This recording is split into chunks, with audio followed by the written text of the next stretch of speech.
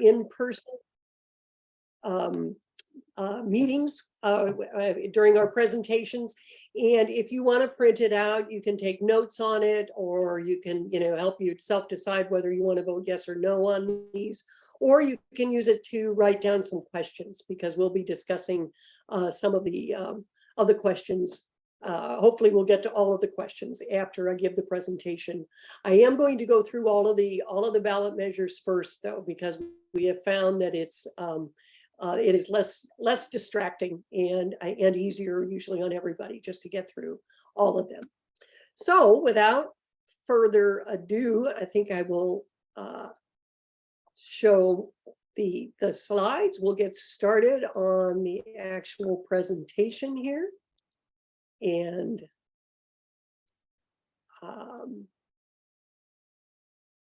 I want to reiterate that I've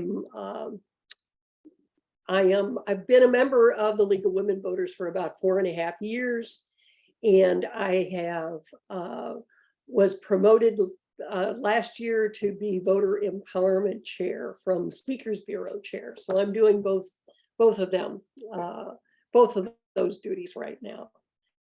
So, and as most of you know, the League emerged from the suffragist movement, and it was founded the same year that women won the right to vote. We are a nonpartisan group.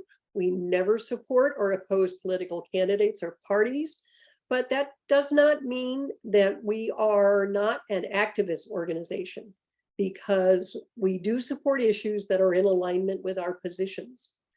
Our local league, the League of Women Voters of San Diego, was founded in 1936, and we currently have about 400 members. And right here is a picture of our current board of directors. And I have a question for you, Danny. Are we going to be cut off in about 10 minutes? Do we have a limit on the time for our talk this evening because of Zoom? I believe we do. I'm trying to fix that right now. You are? Okay. All right. I just want to make sure I got the message. I wanted to make sure that you did too. So, okay. Thank you. Okay. So, one of the things that I want to share with you are the resources, voting resources that we've put on our website for everyone. And you can find answers to most, if not all, of your election questions. And let me just show you how you can access that. If you can either go to our website, and I'll take you there in a minute, and this graphic should come up at the beginning, and you can just click on learning about the candidates and measures.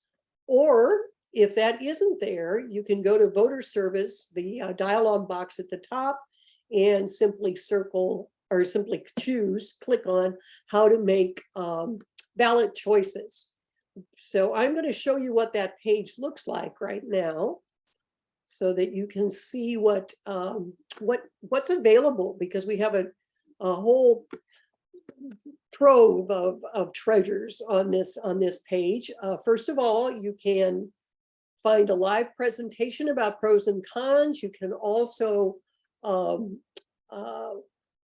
watch a video on local or state.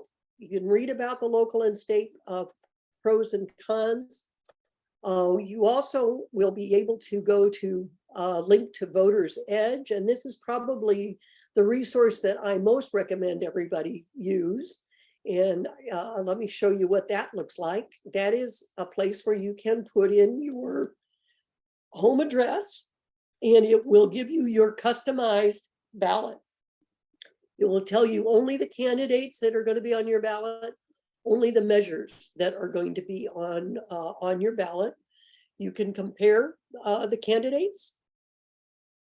They will give you their, if you look at their profile, they'll give you, first of all, their top 3 priorities. And if you go to their profile, you can find out a whole lot more about them. And this is all information that they have uploaded themselves. Our only criteria is that they cannot mention their opponents. They can only talk about themselves, because we try to keep it nonpartisan and civil as possible. But one of the most most valuable pieces of information that you can get from Voters Edge is the contributions that have been made to their candidate and by whom. So you can get an idea of who's endorsing this candidate and what their agenda might be for that. They also allow you to add some endorsements if you want to find a group that you would be interested in having that you could find. Let me just get rid of mine. I was playing around with it.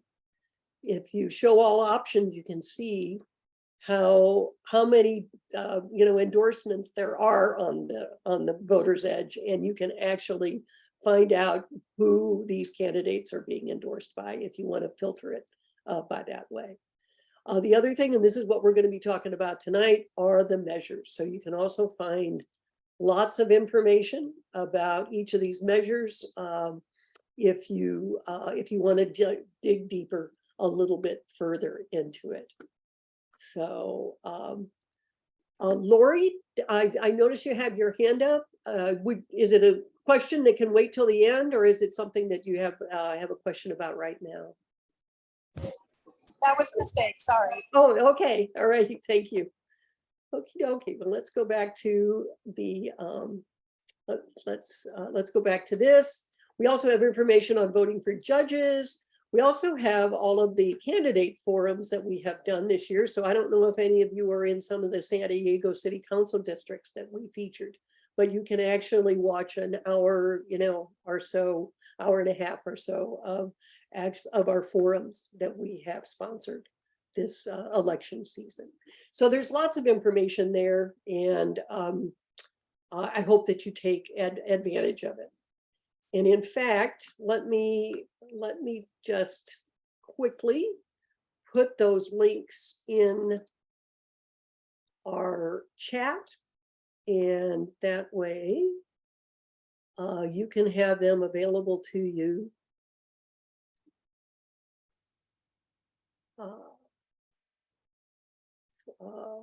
at your fingertips. Let me see, I'm having a hard time getting the chat to show up.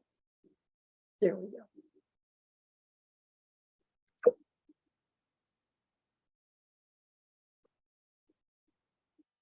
Okay, so those are the links that some of the links that I referred to previously.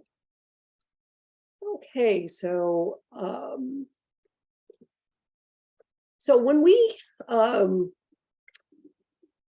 study these ballots, we focus on specific things. As many of you know, to get a proposition on the ballot is a multi-step process, but in the end, it can also result in a lot of confusion on the part of the voters. So that's why we're here to help. And these are the questions that we ask and try to answer in order to present the most valuable information to our listeners. We first of all, and this is done at the state level for our state propositions, but our local league does it for our city measures. So we ask what it does, how it changes existing law, who's going to benefit, how much is it going to cost, and who's paying for it, and then finally who supports or opposes it, and how much money has gone into that support or opposition.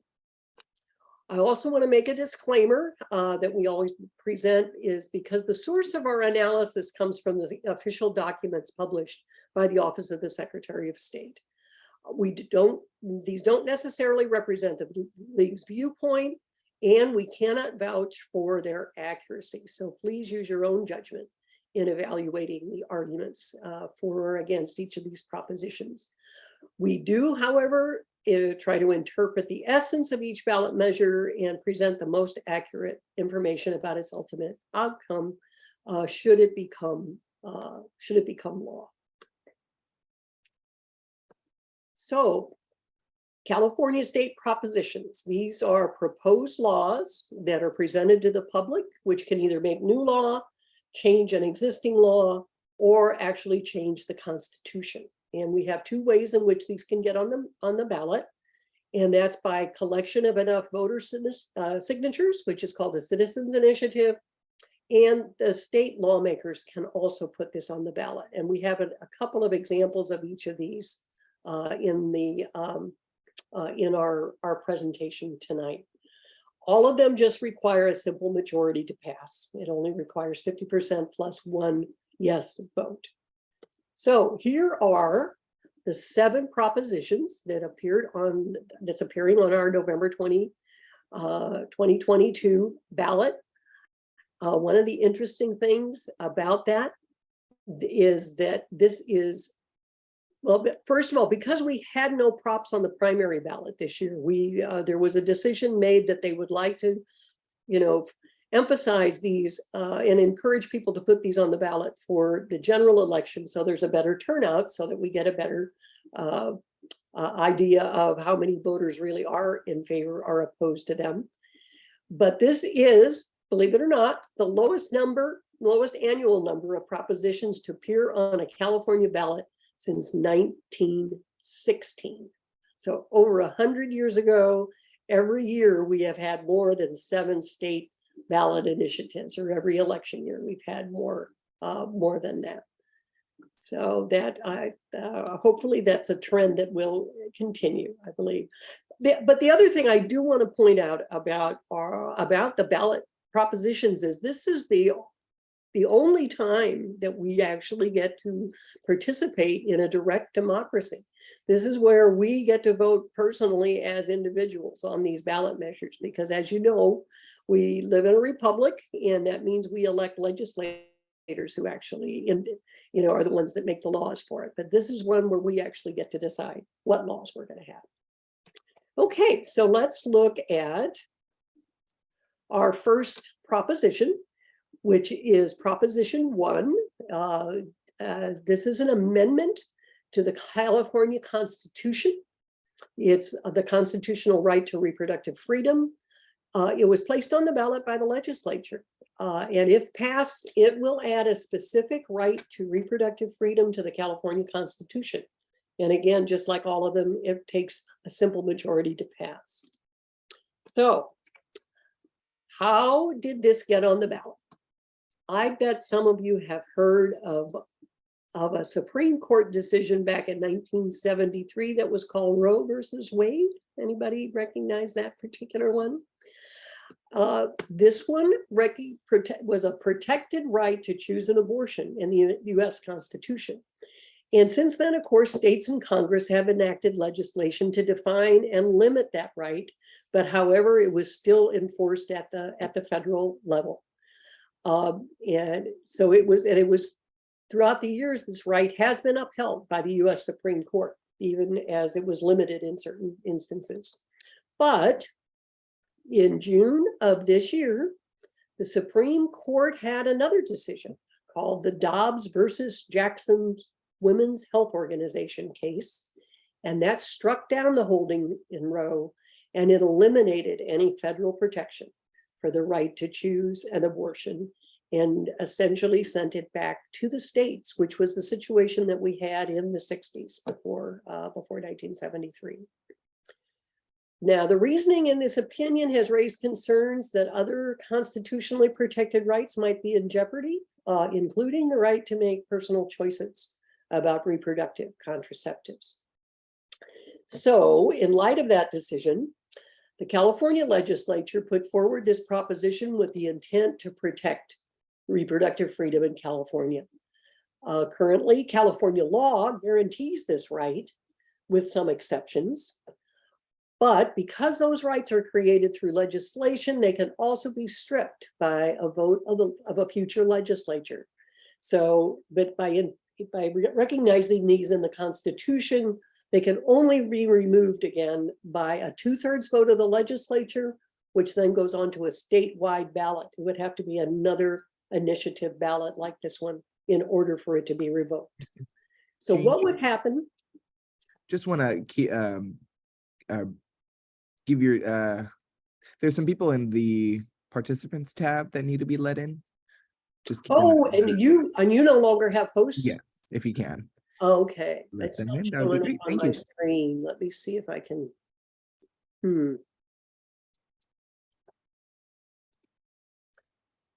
Let me see if I can make you co-host, because that should, unfortunately, that is not showing up. It was showing up before, but it's not showing up now. Let me see if I can get back to the waiting room.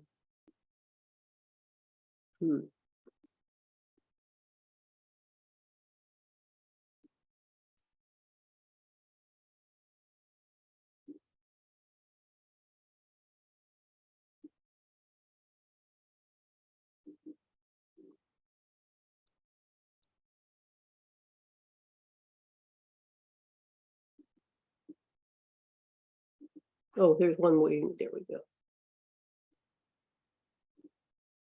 Okay. All right. I admitted John. So I'll keep that on up front here while I talk. So I should be able to see that. Thanks, Danny. Okay. So specifically, Prop 1, the California Constitution would be changed to state specifically that the state shall not deny or interfere with an individual's reproductive freedom in their most intimate decisions, which includes their fundamental right to choose to have an abortion and their fundamental right to choose or refuse contraceptives. So what would be the fiscal implications for this particular proposition? Right now, there are no anticipated impacts on the state beyond the cost needed to place this measure on the ballot. So this was decided by the state's Legislative Analyst Office, the LAO, which is a nonpartisan government entity that analyzes all these propositions. And they were the ones that found that there would be no anticipated impacts. So who supports this measure? As you can see there's the list of the people who signed it in bold, as well as others who, as well as one more who has shown that that they have a support for it, even though they are not an official signatory. I want to point out that the second signatory on that official ballot was the League of Women Voters of California.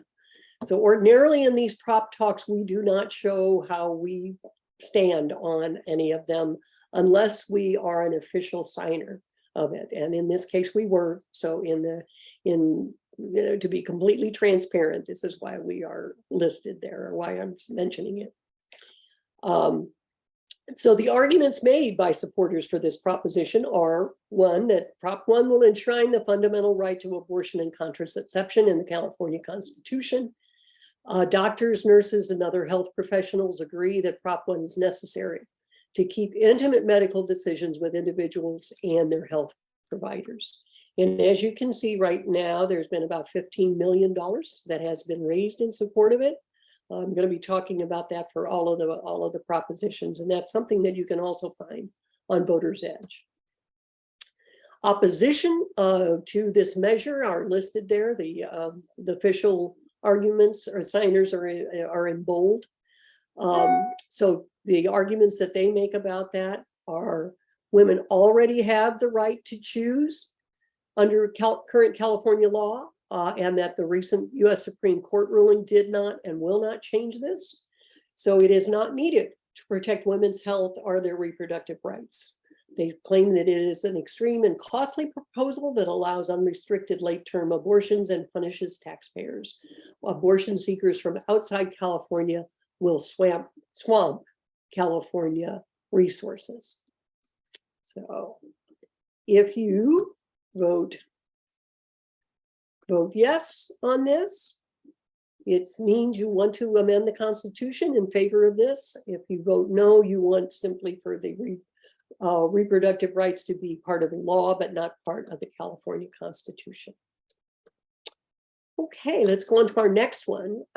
One thing I wanted to point out too, I thought it was interesting, that one was called Proposition 1. Usually every year they continue to, from election year to election year, they number the propositions in it sequentially. For example, in 2020, we ended at Proposition 25. So this is Proposition 26. But my feeling is that the legislature felt that Prop 1, the reproductive freedom proposition, was so important that they wanted to renumber it as number 1, and then started with the chronological numbering of the rest of them. So Prop 26. It's the second of 3 proposed constitutional amendments. So the first one was the one we just mentioned, and it's the first of 2 of them about gambling. So this proposition would allow in-person roulette, dice games, and sports wagering on tribal lands. And it was put forward by a coalition of tribes, and again requires just a simple majority. So in 2018, the Supreme Court of the United States struck down a federal law that bans sports betting, except in Nevada. Nevada had the legal right to have betting in their state. But since then, 35 additional states have allowed some form of sports betting. Currently, both the California Constitution as well as state law limit gambling here. And we specifically ban sports betting, roulette, and games with dice. And I think most of you are probably familiar with what sports betting means. It's betting on the outcome, usually, of a sports game, or you can also bet on some of the specifics of a sports game. Who's going to be the first one to make a basket or a touchdown or whatever. But so so this is currently illegal in California, with the exception of horse racing, of course, which is sports. We do allow the lottery, of course. We allow card games, we allow slot machines, and most of these are only allowed on tribal lands. And we have a compact with 79 tribes to allow gaming. And those compacts require payments by tribes into several funds that are then used to send money back to tribes that do not operate casinos, and then to cover the regulatory costs and to fund gambling addiction program. So that's where these the money generally goes right now for the gambling that is allowed in the state.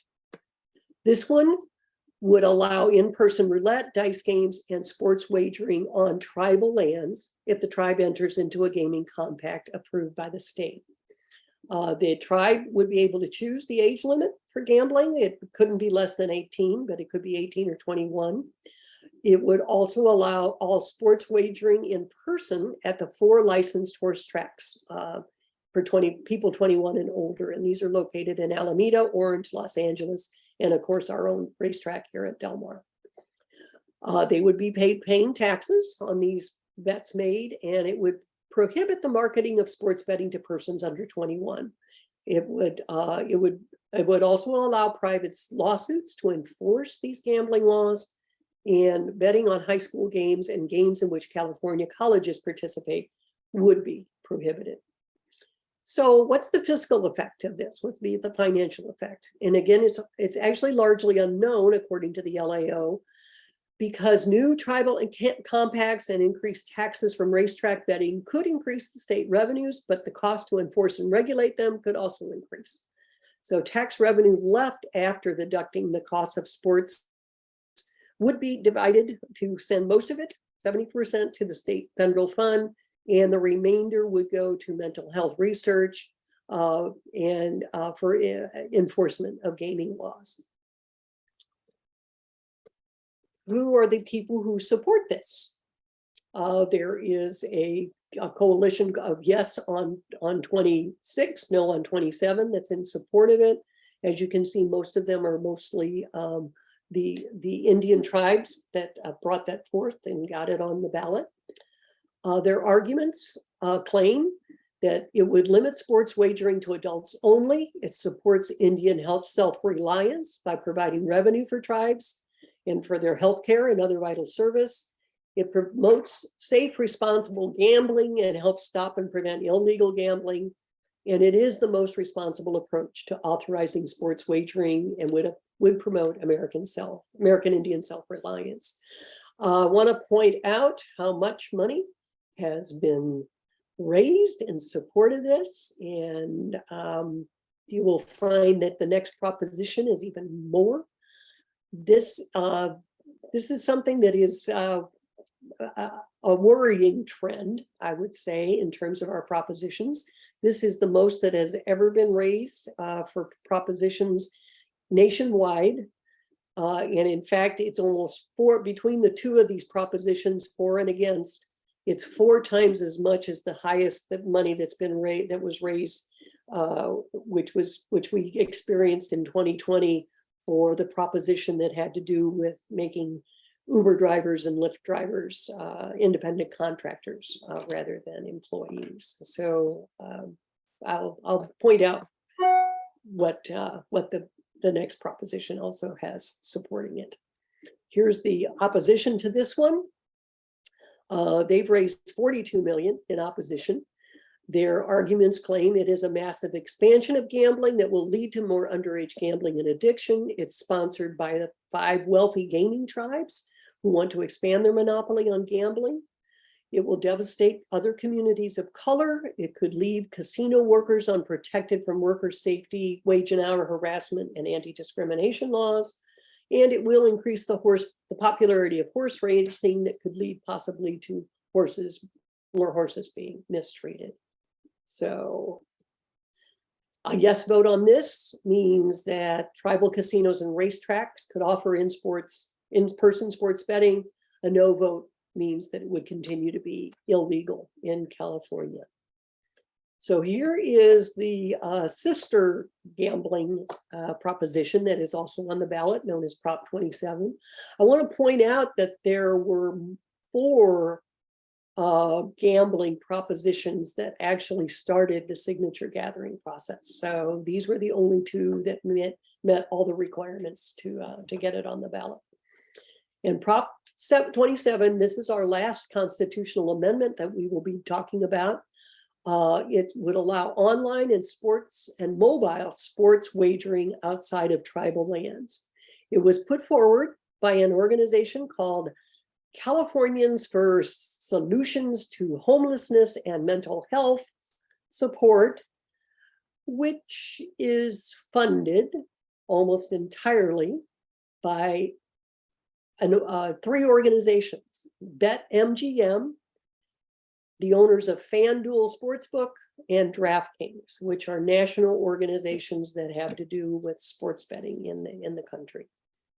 So how did it get on the ballot? Again, as we noted previously, the federal ban on sports betting was struck down in 2018 by the Supreme Court. There's a lot of money to be had, and California is a very large and lucrative pool of potential bettors. So this is why you're seeing all of this interest in having it in our state. So what would happen if this particular law passes? It would allow some betting on non-athletic events such as award shows and video game competitions. It also bans betting on high school games and elections. But the main difference to note here from the last proposition is that this would allow online sports betting rather than in-person sports betting. Online sports betting. Did I lose my share? Sorry, yeah, I apologize. There were some That's folks okay. in the waiting room that I needed to let in. Oh, I'm sorry. Yes, No worries. like I said, it's not coming up for me. So, and I don't see it now. There we go. Okay, Your thank screen. you. I'll go ahead and then start the screen again. Thanks, Danny. Can you make me co-host? Is that a possibility or not? I would have to end the meeting and start. Oh, to do that. Yeah. Okay. All right. Apologize. No worries. Okay, and I'm on the wrong spot. Let me change my share. There we go. Okay, that's better. So, so this is online sports betting would be allowed for adults 21 and older. And it allows 2 groups to obtain a license to run online sports betting. American Indian tribes that would have to pay a fee in order to allow it, and that gambling companies that offer betting under the company name, but they would be required to have a marketing agreement with the tribe, with a tribe that has a state compact. So the fiscal, and so some of those proceeds would go to combat homelessness and support smaller tribes. But I do want to talk about the fiscal bottom line of Prop 27. The licensed operators must pay, after deduction of specified expenses, 10% of the total sports bet made each month to the California Online Sports Betting Trust Fund. So that means 90% is going to go to these corporations that are sponsoring this proposition, and most of it will go out of state. Out of that 10%, they'll have to pay the regulatory costs, and then the remainder is going to be split, with 15% going to tribes that are smaller tribes that don't have casinos, and 85% going to homelessness programs and gambling addiction programs.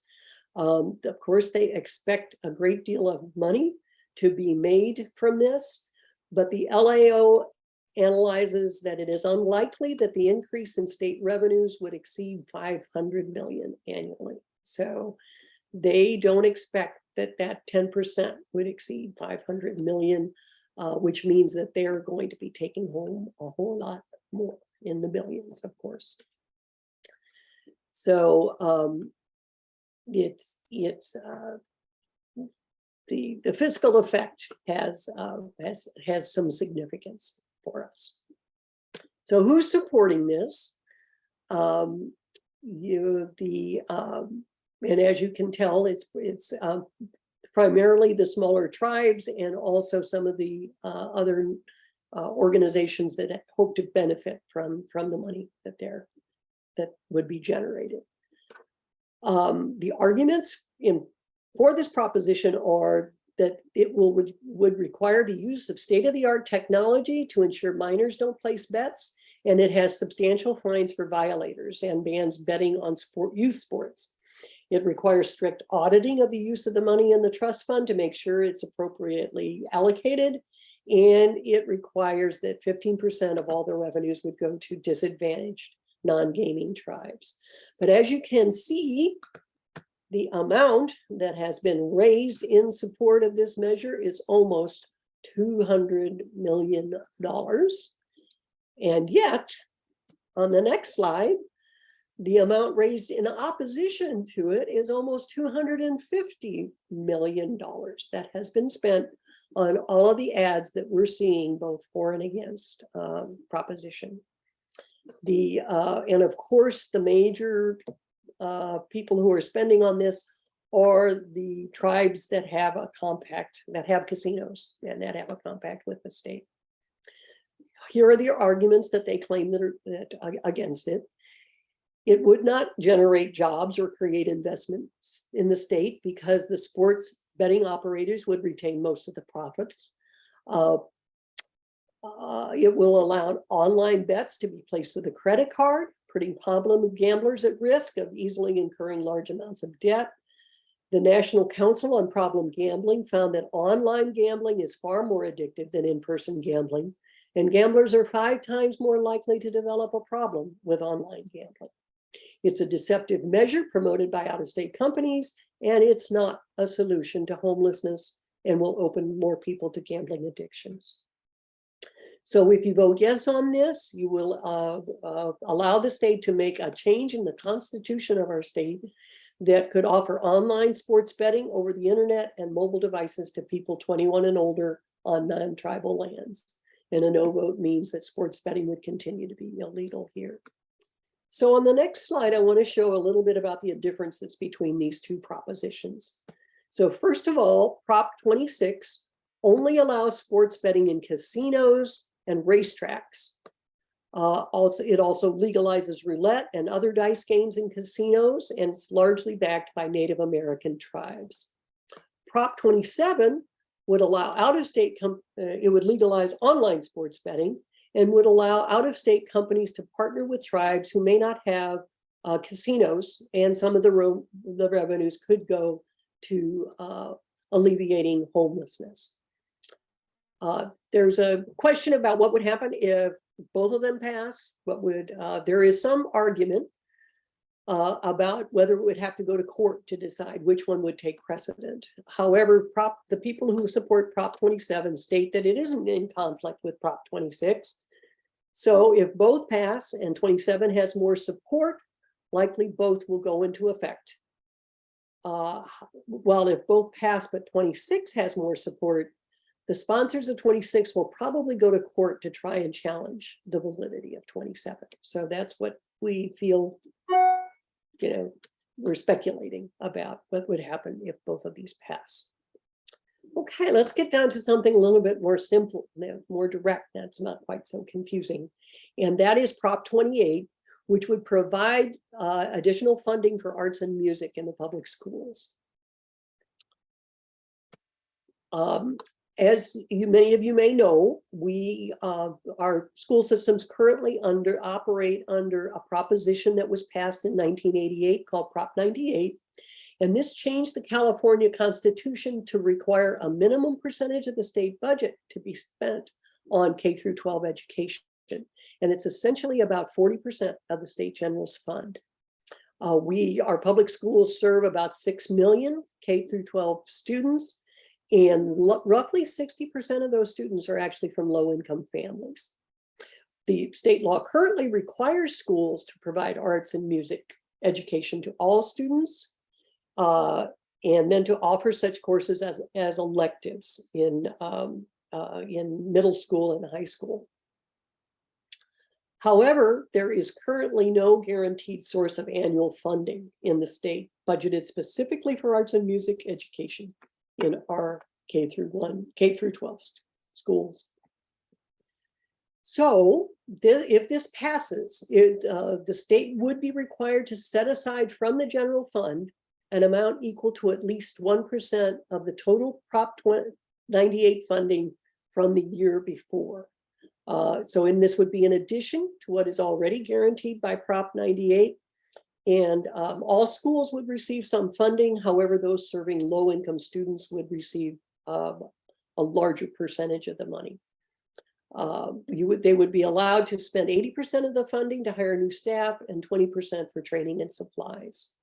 And then, of course, there would be some regulation, and the local governing boards would have to certify that they are following the regulations. What would be the fiscal bottom line? It would increase state expenditures by about $1 billion per year. That would come from the general fund, the increased expenditures would represent about 0.5% of the state's total general fund. And it would not increase taxes. And again, it would come from existing general fund revenue sources. Those in support of it, you can see what their arguments are, include that it would increase funding without raising taxes for Californians. Only 1 in 5 California public schools has a dedicated teacher for arts and music, and this would correct that.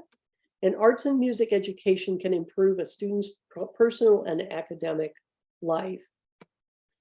Right now, there is actually no official arguments submitted. There were none submitted to the Secretary of State against Prop 28, and no contributions were made.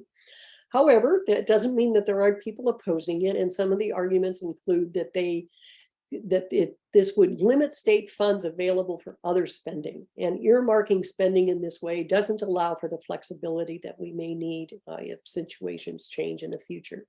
And in fact, a Los Angeles Times editorial criticized this as ballot box budgeting that reduces the ability of the state to fund other programs that are equally important. So a yes vote means you approve of this proposed additional funding for arts and music. A no vote means you want it to remain the same. Our next proposition is one that you've seen before. This is an initiative put forward by the Service Employees International Union United Healthcare Workers West. If passed, it would require on-site some licensed medical professionals at kidney dialysis clinics, and then it also includes some other state requirements. This is the third time a proposition on the subject of kidney dialysis clinics has appeared on the ballot in the last 5 years, so it may seem familiar to you. This one's substantially similar to the one that appeared on the 2020 ballot, and both of the previous propositions were rejected by the voters. You can see in 2018, Prop 8 was rejected by 60% of voters. In 2020, Prop 23 was rejected by 63% of voters. Some of the things that are making this one a little bit different. Some of the things that it would require one licensed healthcare provider to be on site. However, it doesn't necessarily have to be a physician, which was what the 2020 ballot measure required. It prohibits centers from closing or reducing services without state approval. It prohibits centers from refusing to treat patients based on their source of payment. New features of this one are the allowance for non-physicians and the required use of a telehealth option when our on-site staffing isn't available. So the fiscal effect of Prop 29 would likely be budget neutral to the state of California, even though the state would need new systems and staff to handle the increased reporting requirements. These costs likely would be offset by increased licensing fees.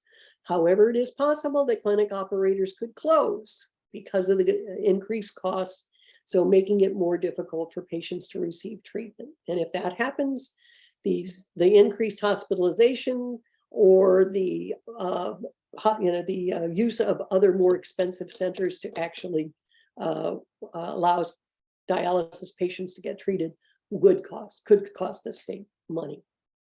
So supporters of this feel that requiring a physician, nurse practitioner, or physician assistant to be present during this dangerous procedure is common sense and a matter of patient safety.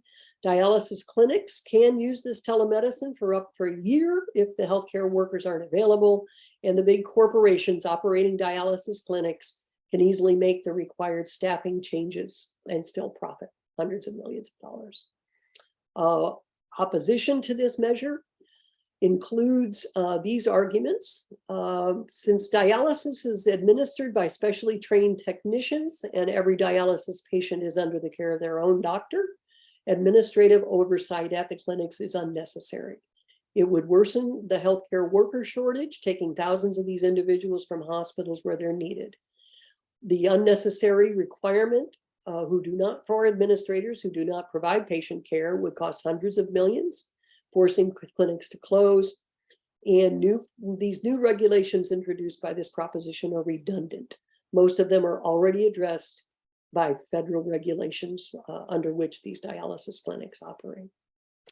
So Proposition 29, if you vote yes, the CDCs in California would need to increase staffing and reporting to the health department. A vote no, this would now remain the same. Okay, our second to last state proposition, Prop 30. This would provide funding for programs to reduce air pollution and prevent wildfires by increasing a tax on personal income over $2 million. This was a citizens initiative statute that was put forth by some businesses and environmental groups and will pass with a simple majority. So how did it get in the ballot? California laws passed in 2006 and 2016 require our state to reduce its greenhouse gas emissions to 40% below 1990 levels by 2030. It also requires ride-sharing vehicles to be 90% zero-emission vehicles or electric vehicles, essentially, by 2030. And then finally, this summer, in August, a regulation was issued requiring 35% of all new cars sold in California to be zero emission by 2026 and 100% electric by 2035. To reach those goals, there is, at least among the people who propose this measure, that the state's electrical grid requires upgrades to handle that increased capacity, and that the money that's currently being allocated for this is insufficient. So the other piece of this proposition relates to wildfire suppression and prevention, and it's primarily because they are concerned about air pollution. This is put forth by the clean air organizations in our state. And they recognize that many of the wildfires are now causing a significant problem in terms of not just pollution in our state, but in throughout the western states, for sure, in the United States. So the Prop 30 would increase the income tax rate on people making $2 million a year. So $1 over $2 million a year would be taxed an additional 1.75%. And so if this rates, the rate for people married filing jointly at this income level would be 15.05%. So the rate, and this rate would actually be the highest of any in the United States. They would be allocated as follows. 45% would promote the purchase of zero emission vehicles, subsidies primarily for people who are buying them. 35% of the funds would increase the availability of the infrastructure necessary for them, including charging stations. And then 20% would be used to help fund wildfire suppression and prevention. It also stipulates at least half of the funds for the ZEVs must primarily benefit low income and disadvantaged communities. So it would also sunset on January 1st, 2043. It's not a permanent tax increase. It could actually be eliminated earlier if there's 3 years in which we have gotten our greenhouse gas emissions to 80% below 1990 levels. So how much would it generate? So it is expected to generate between $3.5 and $5 billion in revenue in most years. And again, that's the amounts that would go to the allocations are listed there. And it could help decrease state and local costs for wildfires prevention. And although that size of those fiscal effects is difficult to predict. So the supporters of this, I do want to make a comment about one of the supporters who was not an official signer of the ballot argument, and that is Lyft, because Lyft is obviously being featured in some of the advertising and against it. I want to point out that Lyft has contributed 45 million of the 48 that has been collected to promote this proposition, but they were not involved initially in bringing forward this proposition. They said that in a statement, and this was, according to my sources, was also supported by the environmental groups, that the environmental groups approached the company about partnering on the measure only after they had entered the expensive signature gathering process. So the claim that Lyft will benefit from this is a little bit specious, because it will not benefit from the actual money, that nothing will go to that corporation. It will, however, allow their independent contractors to qualify for this money in order to meet the requirements that they have 90% zero emission vehicles, as is required by law. So the opposition to, and let me just go back through the arguments in favor are Prop 30 will reduce catastrophic wildfires, and it will also reduce air pollution from vehicles. It taxes only the wealthiest 0.2% of Californians to ensure that they pay their fair share to help reduce air pollution in our state. The opposition says that Californians already pay high income taxes. They have already allocated significant funds to meet these requirements that are in our state budget. There's no guarantee that Prop 30 will make these ZEVs affordable for most Californians. And they also claim that Prop 30 is LIFT's attempt to get taxpayers to help foot the bill for their requirement to increase their number of ZEVs used. And I want to point out something. This is something that you don't see every day. You don't usually see these two names on the same ballot, either opposed or supported. But our Democratic governor, Gavin Newsom, is in opposition to this. In fact, he's been featured in many of the ads against it, as well as, of course, the Republican Party. And the California Teachers Association is also opposed to this measure. So Prop 30, if you vote yes, you favor that increased tax and then the targeted revenue for meeting some of the climate change goals. A no vote means you do not want the increased taxes. Okay, our last state proposition is a referendum on a 2020 law that would prohibit the retail sale of certain flavored tobacco products. And just to explain what a referendum is, in California, when a law is passed by the legislature and signed by the governor, individuals that disagree with the law can challenge it using the ballot box. They have 90 days from the state of enactment of the law to circulate a petition to voters and garner enough signatures that will put the referendum on the ballot. And once that happens, the law cannot go into effect until voters vote on whether it can or not. So this was a law that was passed in 2020 that has not been enforced, has not gone into effect for the last 2 years because of this veto referendum that was forwarded by the California Coalition for Fairness. And this happens to be a political action committee that is primarily supported by R.J. Reynolds and Philip Morris, USA. I'll talk a little bit more about the money that's being spent to oppose this measure. And that's another thing that often referendums, you have to be very careful about what you mean by voting yes or no.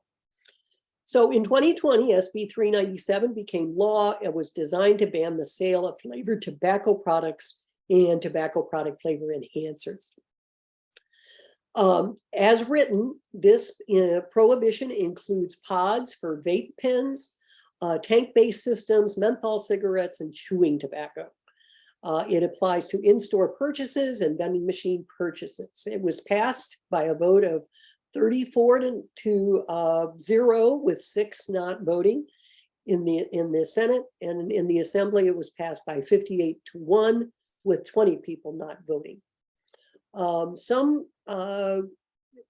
According to survey data, around 10% of adults and youth in California use tobacco products.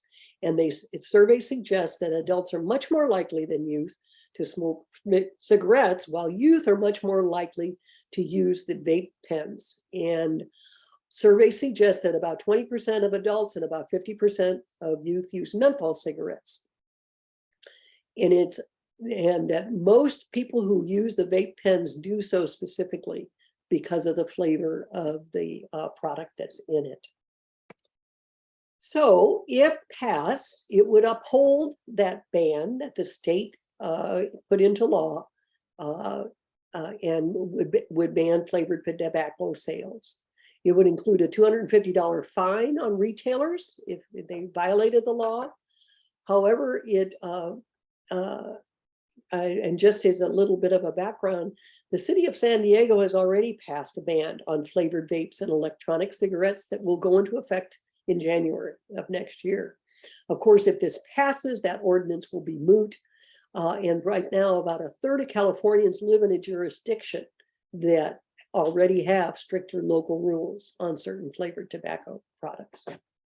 The other important thing is that there is no fines against users of this. It's only against the retailers who try to sell the product that would be illegal after the passage of the law. Okay, so last year we raised about $2 billion that we actually use from taxes on tobacco products that are used for healthcare primarily. It is expected that this law would decrease state tobacco tax revenues from either tens of millions or to around 100 million annually. It's hard to determine how much. That's why it's a wide range, because they don't know if people would just continue to use tobacco products, whether they are flavored or not. So those in support of this measure are listed there. Some of the, just to let you know, Michael Bloomberg has contributed more than half of the current amount raised in support. He's contributed about $27 million to the current amount. Their arguments are that Big Tobacco has spent millions lobbying so California retailers could keep selling the candy flavored products they market mostly to children. More than 2 million middle and high school students now use e-cigarettes. 4 out of 5 kids who use tobacco started with a flavored product. Most e-cigarette users say they use it for the flavors. And again, it doesn't criminalize individuals. It only targets the retailers who are selling these products. The opposition to it is about $2 million has been raised. 99% of this has come from Philip Morris and RJ Reynolds and their affiliates. And the arguments that are opposed to this measure says that youth should never have access to any tobacco products, but this can be achieved without imposing a total prohibition that millions of adults like to use. It's unfair because some things have been excluded from it. It will hurt small local businesses and jobs, and it will lose valuable revenue. The state will lose valuable revenue that supports healthcare. So if you vote yes, you mean you want the legislation that prohibits the stores and vending machines to go into effect. If you vote no, you want to repeal that legislation and believe stores and vending machines should be able to sell these products. So let's go ahead and start on our local measures. These won't be quite as long to finish, and then hopefully we'll have time for some questions at the end. So these are the 6 measures actually that are going to be coming before most of the people who live in San Diego. So Measure A is a county measure that is an ordinance that establishes a tax on cannabis businesses in the unincorporated area of the county. And it was proposed by the Board of Supervisors. 4 of the 5 Board of Supervisors actually put it on the ballot.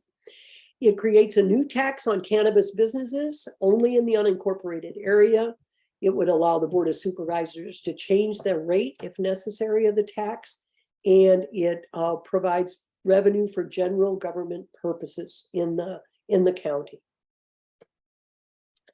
There have been a growing interest in cannabis businesses, and there is currently now 5 of them in the county that require county services, and the Board of Supervisors want to help have proposed this tax to help pay for those services to them. The bottom line is that it would generate between 3 and 5.5 million annually. And one of the things that the supervisors would like to do right now, they are not allowing any more permits than the 5 businesses that operate in the unincorporated area of the county, but they hope to be able to allow more permits if this tax passes. Signers of the official arguments are 3 of the members of the Board of Supervisors. However, as I mentioned, the 4th one also supported it. They claim it's a bipartisan solution to advance a safe, regulated, and legal adult cannabis market in San Diego County, and the tax revenues would stay within the county to fund parks, fire safety, roads, health, and increased enforcement of illegal cannabis operations.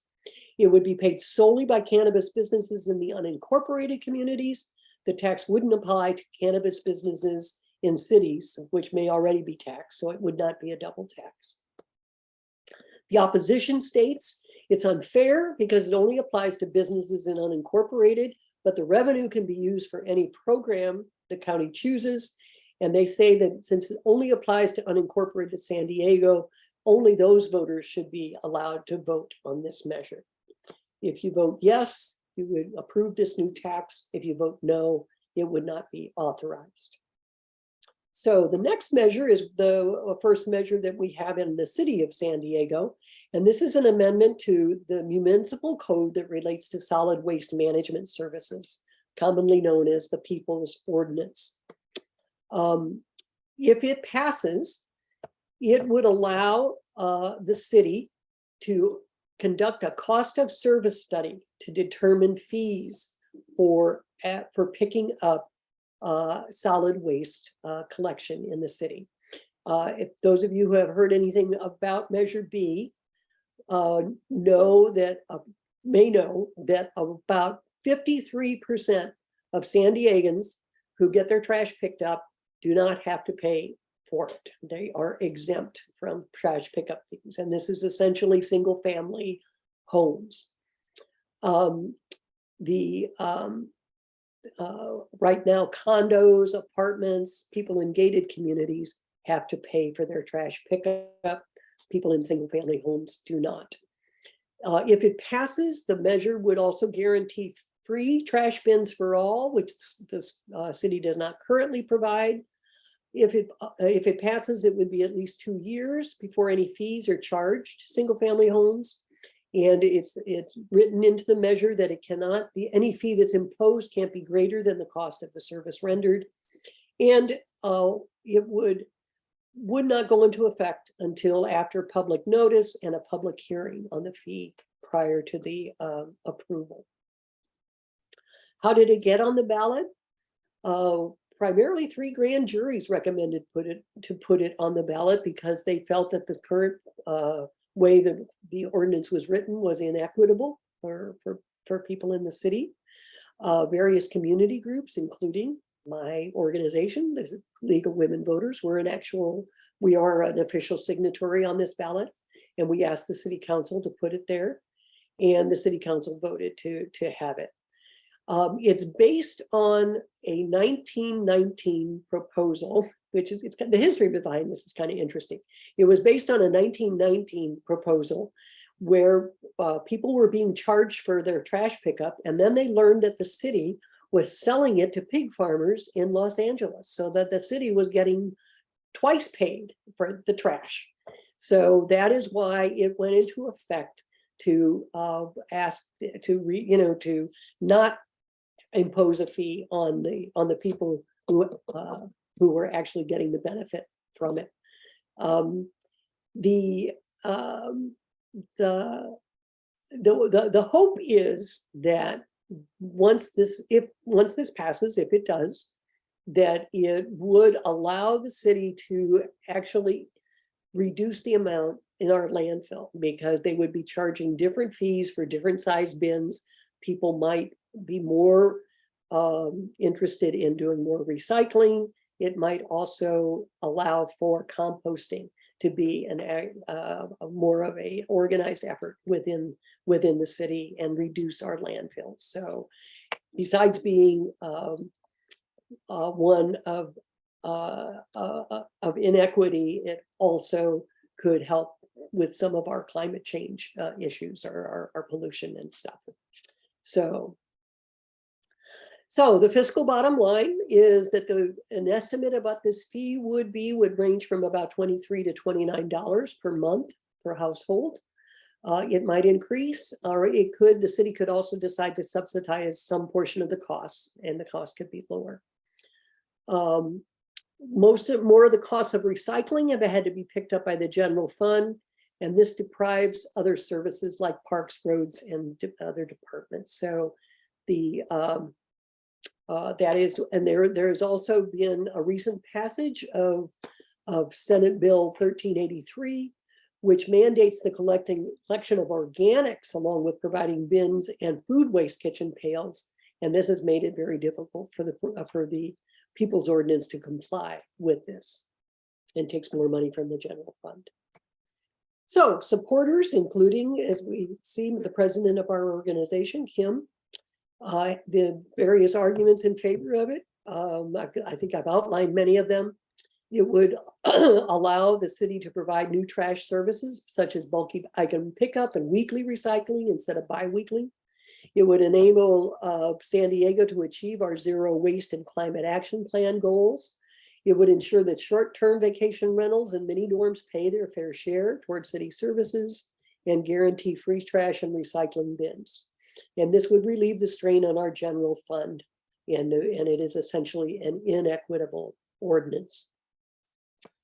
Opponents claim that we already pay for trash collection in our property tax and that we have one of the highest cost of living in the country.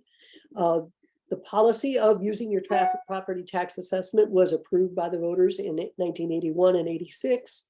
And they feel that instead of charging for it, that they should apply the people's ordinance to all properties and make it fair. In other words, everyone should have free trash pickup. So measure B, if you vote yes, you would want to amend the city charter that'll allow the city to do a study and eventually charge a fee for waste management service. A no vote means that the existing municipal code would not change. Okay, measure C is something that you've also seen before. This was on the ballot in 2020. This would exclude the Midway Pacific Highway Community Plan area from the 30-foot height limit on buildings and the coastal zone.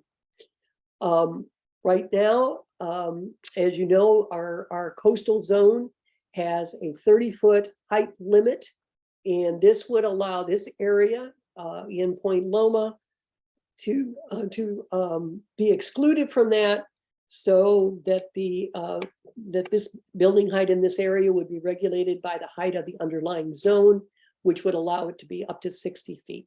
The remainder of the coastal zone would remain unchanged. So it would just simply be an exemption to this requirement. How it got on the ballot, as I mentioned, it's a repeat of Measure E, which passed in 2020.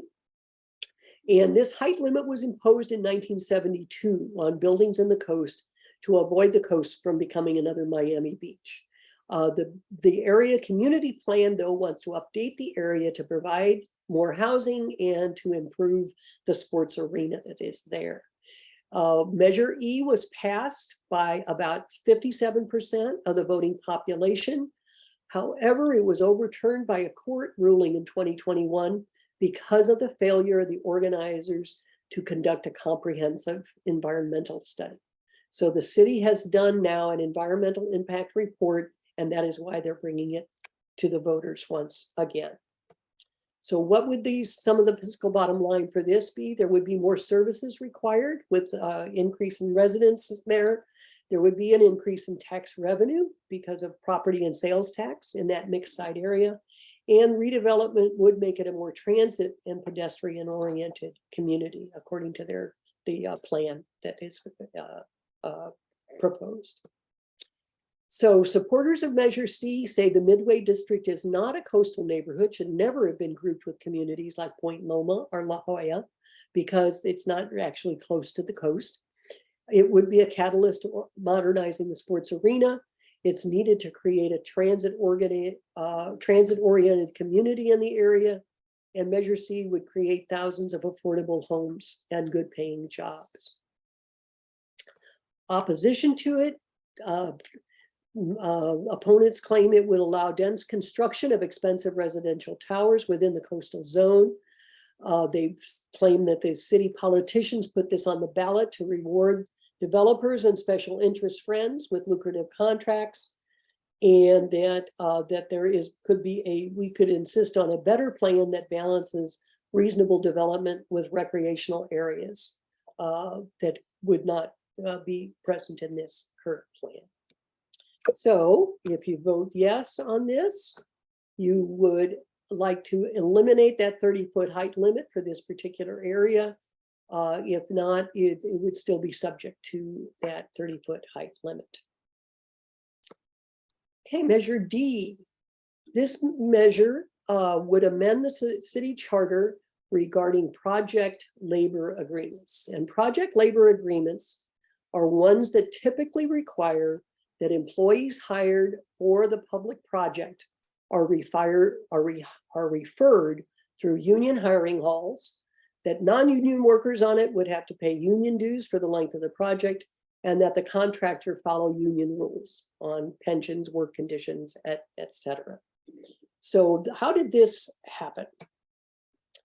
Well, back in, let me see, I'm gonna come back. I'm gonna go here first of all to explain it, and I'll go back. In 2012, San Diego voters passed a proposition called Proposition A, which prohibited the city from requiring PLAs, except if they knew that they were going to lose money by doing so. So that if some money was said that you had to use PLAs for it, we would not prohibit using PLAs in that case. So by passing Prop A at the time, voters generally agreed with the argument that PLAs dictate that governments follow costly and unnecessary union compensation practices in job rules, which increases the cost of construction. However, there are new state laws that may cut funding from cities with any law that prohibits, limits, or constrains these. So in other words, you can't just say that we have this exception in there. Anytime any prohibition of union laws could endanger getting money for some of these public projects. So this measure would remove that prohibition, except when needed as a, that is right now, except when needed as a contracting obligation. So it does, however, does not mandate the use of PLAs. It simply removes this prohibition for them from our city charter. So the fiscal bottom line around this, well, first of all, there's uncertainty regarding whether or not PLA impacts on overall project costs. And it also, the measure does not mandate PLA use anyway, so that, you know, private contractors or non-union workers can be hired for projects. So the fiscal impact of adopting this really cannot be projected if it changes anything in terms of how much it costs to get some public development done. The supporters include the mayor and many of the council members. It helps protect, their arguments say that it helps protect San Diego from losing millions in state funding, funding that's necessary for the city to meet our climate change threats. It requires the public disclosure of city contracts, including tracking of local hiring so that local citizens can be prioritized over out-of-state workers. And it empowers the city to pass workforce protections. Those who oppose it claim that city voters overwhelmingly approved a ballot measure in 2012 to implement fair and open competition for taxpayer-funded construction projects. Opponents say the measure would basically legislate a legal monopoly for organizations like the San Diego Building and Construction Trades Councils, and that would make PLAs the city's go-to approach for these projects. It would discriminate against 80% of the local construction workforce, including underrepresented minority workers. And it discriminates against local apprenticeship programs, such as those sponsored by the National Black Contractors Association. So if you vote yes on D, you want to override proposition from 2012 and amend the city charter to remove the ban on using PLAs except in certain instances. A no vote means you want to continue the ban on requiring PLAs unless it's absolutely necessary to get the funding from the project that you're applying for. Okay, Measure H, which is essentially our last of our city measures. And this is an amendment to the city charter to authorize childcare in recreational facilities and buildings on dedicated parkland. It was also introduced by a couple of the council members. It would authorize childcare in city-owned recreational facilities and parkland This would mean 19 libraries, 42 park and recreational centers, and 12 office buildings would be allowed to house childcare. It would help with the rising demand for childcare because 522 childcare centers closed during the pandemic. And that's the reason why this is being brought forward. Right now, the city has a ban on using parks and recreational centers for any kind of commercial use, but this would be an amendment to that, so, or an exception to that. It got on the ballot because city council members put it there on the ballot after citizens requested it because of this shortage of childcare in the city. And the independent budget analysis concluded there's no immediate fiscal impact, although there could be future ones. It's simply, again, unknown, dependent on city actions. So supporters claim that in San Diego, 75,000 children under the age of 5 lack access to licensed childcare. The number of licensed childcare centers and family childcare homes has declined dramatically from 2019. And as I mentioned, they estimate that that 522 may have closed. So it would allow working families to not have to make the difficult choice between losing their job or taking care of their children. The opposition, there's actually no ballot argument filed in opposition to Measure H, but I would like to point out that there is some opposition that's been voiced by several people, and one of them is David London, who's president of the Love Balboa Park organization. He said that this measure is disguised as a wonderful use of parklands for much needed daycare services. However, it is so poorly drafted, it gives the mayor total discretion to enter into leases of dedicated parklands for any use for up to 100 years at no rent. So he claims that it's a total end around to avoid Charter Section 55 protections that supposedly require 2/3 voter approval for non-park uses. So the way the measure was written was actually seems to eliminate the actual wording that's in the measure, that's in the charter itself, in Section 55.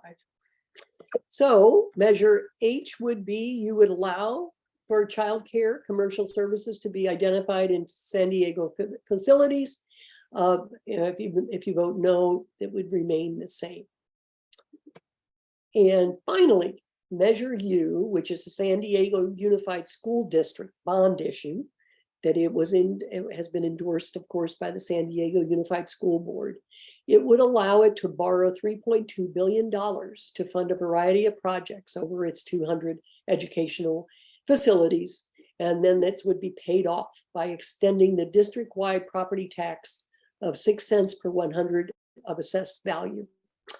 Many of the projects that it would fund concern security systems at the school, such as locks and cameras and more safety requirements.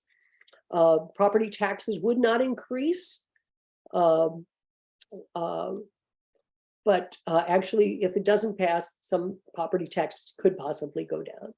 So this measure for $3.2 billion in bond would repair leaky roofs, improve classroom security communications, including systems, cameras, door locks to protect against school shootings.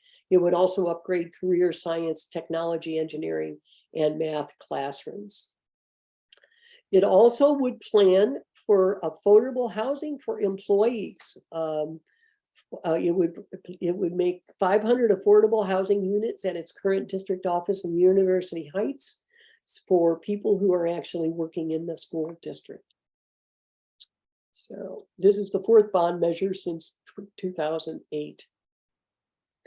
It was placed on the ballot by the governing board of Unified School District.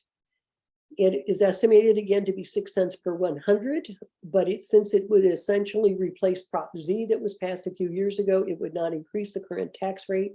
And the final fiscal year in which the tax to be levied to fund this bond issue is anticipated to be collected in 2061 and 2062.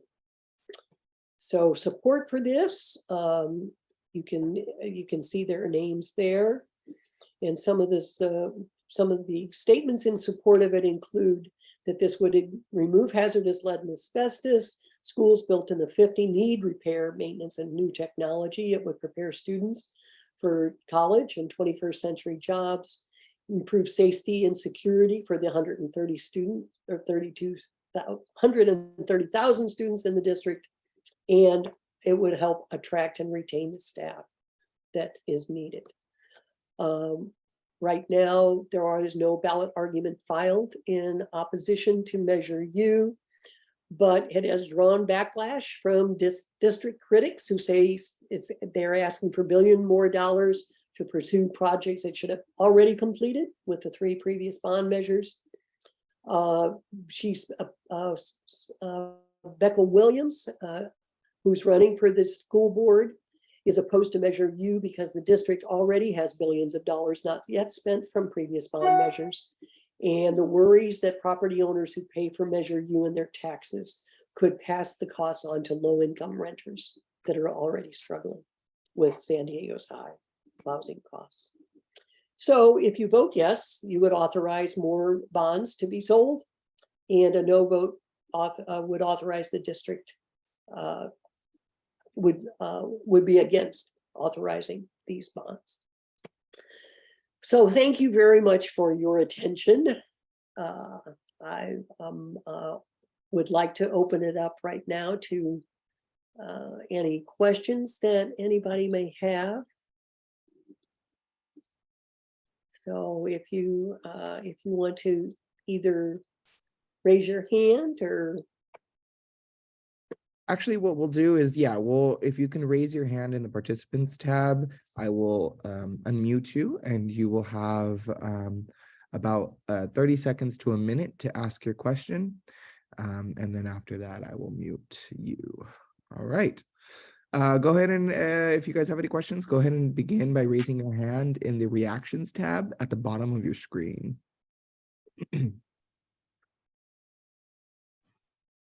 Hi, Danny. This is Jackie. I don't know. I couldn't find the thing on my screen. Sure, Oh, sure. okay. I don't see anyone who raised their hand, so feel free to ask your question.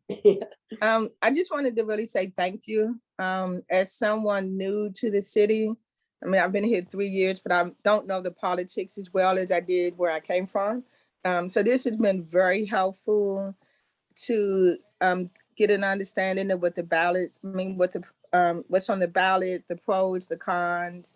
So I first want to just say thank you, thank you, thank you. This has been extremely helpful.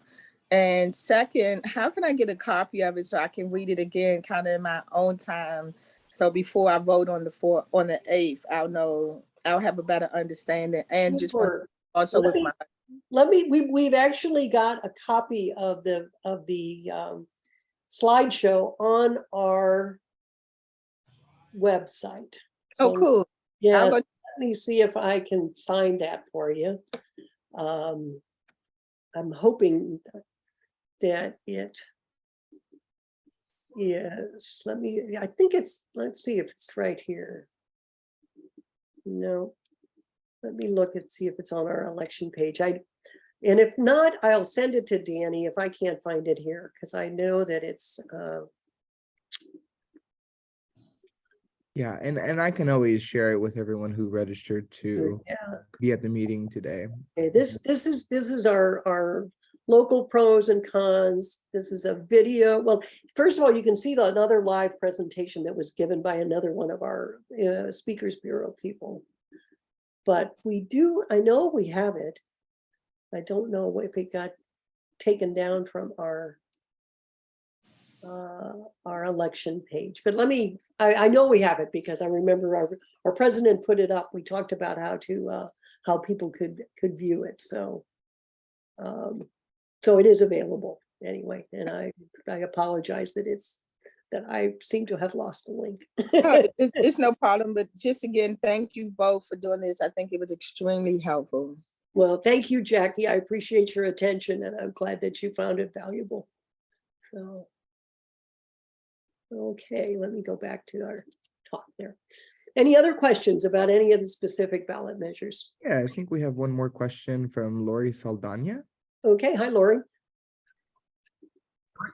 Actually, I lowered my hand. I'm in a noisy spot, so I'm just going to pass for now. Thank you. Oh, okay, all righty. Thank you again for your attention, though. Thank you for coming.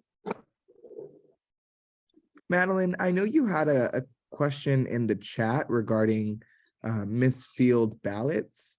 Did you still want to ask about that? Oh, hi, this is Madeline. Well, I made a mistake on Prop 31. I wanted to vote yes, and I accidentally voted no. And I've been trying to look, what do I do if so I think I searched it, but I'm not sure if anybody knows what the register of voters. I put a big X through my no and then filled in the bubble on yes, and hopefully. Yeah, if you hadn't turned in your ballot with your vote on it, you can make you know, an adjustment on the ballot, just as long as you make it clear what your intentions are. Because I've talked to people at the ROV about that, and they say that yes, you don't have to get a whole new ballot if you make a mistake. I was wondering that, and I thought, I think I heard somewhere, and I tried looking it up while I was listening. Okay. So I just put a giant, they said, make it very clear with an X. So I put a giant X through the no, and then I bubbled in the yes. So hopefully, Right. thank you. That should do the trick. Just as long as they know their intention, they'll be able. Yes, They won't be able to audit. They won't be able to send it through the machine because, but that's what they look for in certain when they send it through the machine. These exceptions, so they'll do it by hand. Yeah. thank you, thank you. So I noticed somebody said, why ban menthol? And mainly because it's kind of a gateway to using tobacco products. Frankly, I know that I smoked menthol cigarettes as a teenager. I'm lucky that I didn't get hooked on cigarettes and that I married someone who probably would, it was a deal breaker if I was a smoker. But menthol seems to be favored by most people when they start smoking cigarettes. So that's a question that John asked. I see John has another question. Did you want to unmute yourself? Oh, okay. I couldn't, now I've lost my question. Oh, I wanted to talk about recycling. 80% or more of our recycling efforts go into the landfills because there is not effective recycling for all the plastics Yeah, that there's are not a claimed market for it. we You're can right. recycle it. There's no market for it. Mhm. So honestly, you know, why aren't we eliminating recycling? Why aren't we eliminating recycling? Why are we still supporting recycling? And you know, I watch 2 trash trucks come down every other week, you know, through our neighborhood, and we have no place for that it all ends up in the landfills. Like, why not just separate CRV for I mean, I've got a neighbor that comes around every week and I leave out a bag of CRV stuff because I know she can earn money from that. And, you know, and the rest of it I know is going into the landfill. So why are we sending 2 diesel trucks around every other week to collect recycling that is largely going to end up in a landfill? Well, I'm not sure that we don't do any use for those recycling, for one thing, but I mean, I've heard presentations from the city that say that yes, some of these are getting recycled and being reused. It's just that we've lost the market in China, where we had been sending much of this. But and as subsequently, because they couldn't figure out what to do with all of our trash.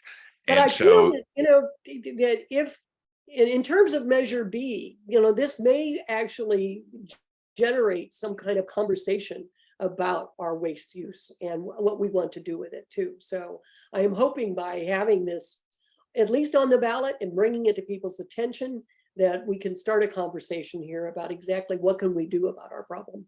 And I don't mind. I mean, I think composting and that part of, like, I'd rather give away the recycling bin for the composting bin as opposed to, because everything that I've read is that the majority of what it's called wish cycling, right?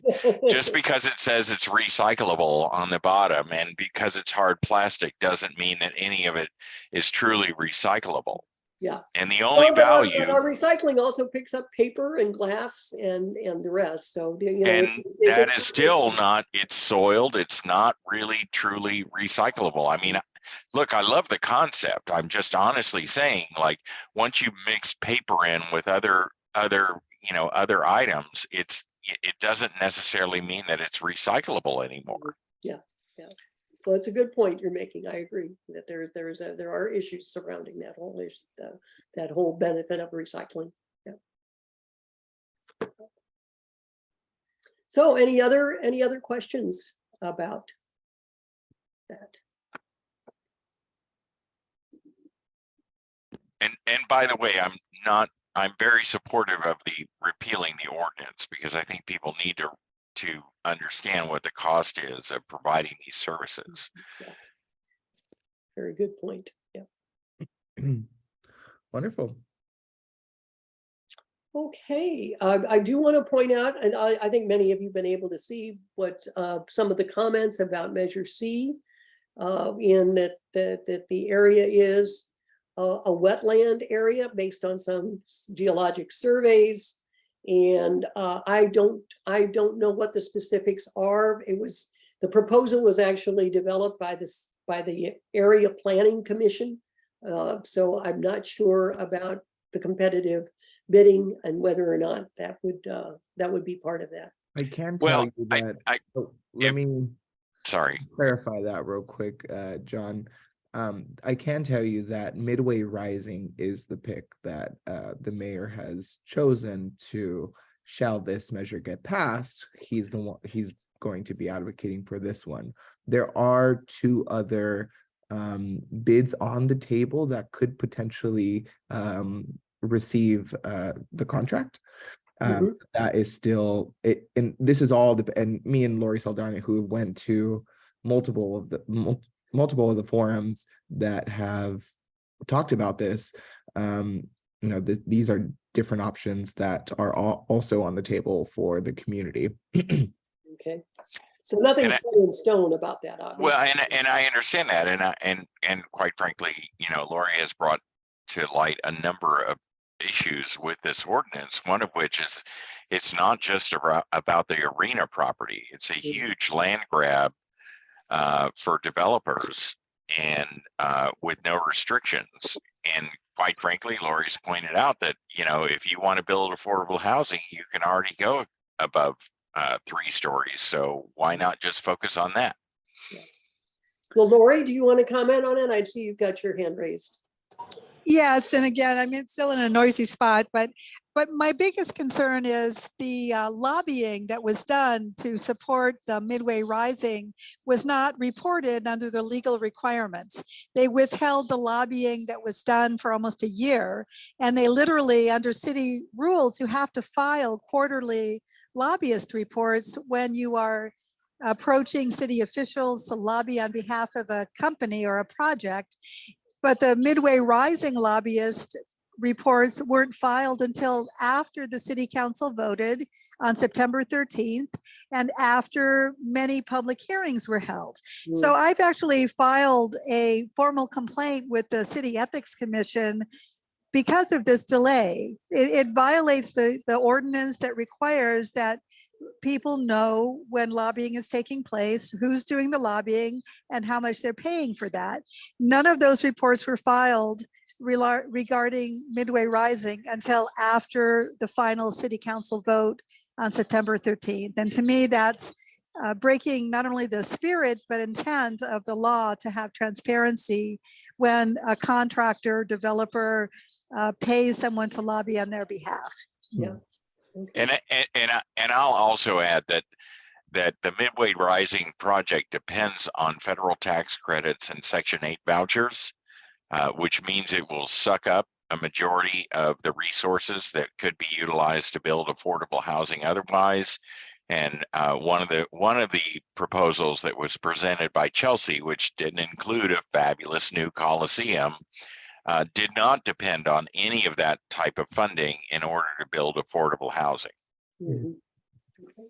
Well, thank you for those comments and additional information about that measure. I appreciate it. Yeah. Yes. Well, I know everyone is probably tired. I'm exhausted. So, The end of a I'll week, just- long week. at the end of a long week, at the end of what is about to be a really important election. Thank you guys for coming and being here. Most of all, thank you, Jean, for always being here every year, every election. I really appreciate your dedication to getting that vote out and educating voters. So thank you and your colleagues at the League of Women Voters of San Diego, and we Well, look thank forward to our next election. Okay, well, thank you very much for your attention and everything tonight. I appreciate you guys taking the time to learn about these measures too. Thanks.